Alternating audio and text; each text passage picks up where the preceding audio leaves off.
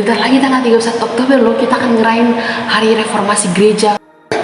Hari Reformasi Gereja? Oh iya, biasanya kan tanggal 31 Oktober itu hari diperingati Hari Reformasi Gereja ya.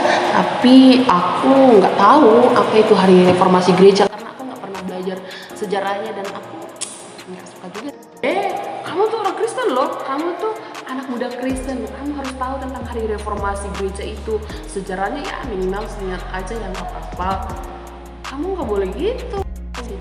Emang gimana sih ceritanya Reformasi Gereja? Let me to tell you, dengerin ya. Dulu tuh belum ada Kristen Protestan, cuma ada Katolik ya. Nah, karena adanya penyimpangan-penyimpangan yang terjadi di dalam gereja, ya misalnya adanya penjualan surat indulgensia, surat pengampunan dosa. Nah, jikalau orang membeli surat itu, dosanya itu akan diampuni.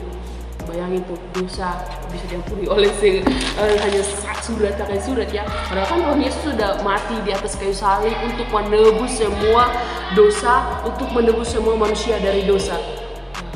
Oh gitu ya?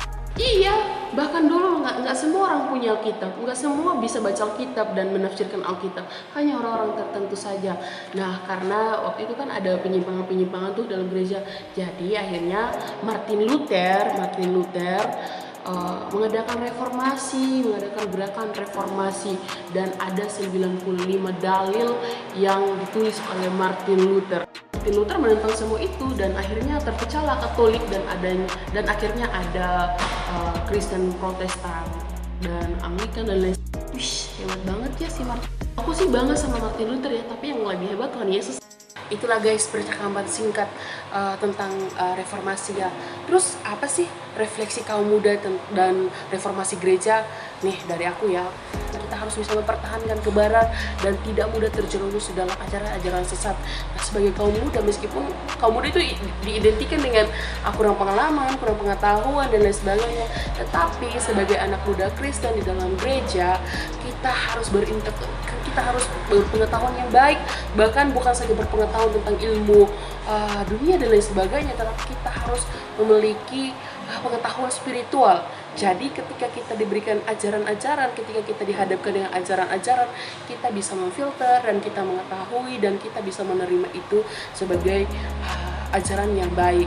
Kemudian yang paling penting sih menurut aku, anak muda dan kaum muda itu harus membawa perubahan ya. Jangan hanya datang ke gereja, duduk, beribadah, itu pun kalau taat ya. Kan banyak nih anak muda yang ke gereja cuman main HP dan lain sebagainya, nggak fokus gitu sama ibadah.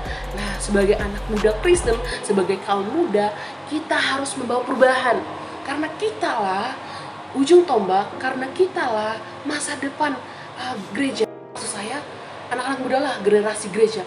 Paling penting, the most important thing menurut aku ya, anak muda Kristen itu harus ya bisa mungkin ikut dalam pelayanan gereja gitu, membawa perubahan-perubahan gereja dengan adanya pengetahuan yang dimiliki, bisa saling berkontribusi di dalam gereja, memberi masukan dan saran di dalam gereja. Dan anak muda harus berpartisipasi, ikut terlibat dalam segala aktivitas atau kegiatan yang diadakan di dalam gereja. Nah, untuk bisa menjangkau anak-anak muda di luar sana yang mungkin lebih mementingkan game, mementingkan HP, mementingkan kesibukannya daripada ibadah. Nah, anak muda bisa melakukan sebuah gerakan baru, misalnya nih ya, terlibat di dalam pelayanan tersebut. Nah, kemudian memberikan saran untuk mengadakan KKR dan lain sebagainya. Jadi itu yang bisa saya sampaikan tentang refleksi kaum muda dan reformasi gereja, dan saya berharap bahwa anak-anak muda Kristen memiliki tanggung jawab atau memiliki beban untuk senantiasa membawa perubahan di dalam gereja dan bisa menjadi berkat di dalam gereja dan mengkontribusi ide-ide yang cemerlang di dalam gereja, sehingga gereja semakin baik, semakin berkembang, semakin maju, dan gereja semakin menjangkau orang-orang di luar sana. Terima kasih.